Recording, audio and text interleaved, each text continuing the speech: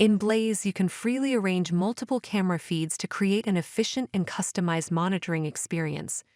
First, click View from the home page. From the device list on the left, you can drag your desired cameras onto the screen panel or simply double-click them to add them to your layout. Your camera's live video will now be displayed on the screen. You can freely move the videos around or resize them to arrange the layout however you like.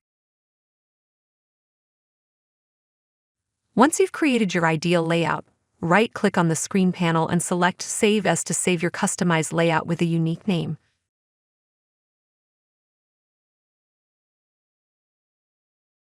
To create a new layout, click the plus button at the bottom left of the Layouts panel or on the View tab bar.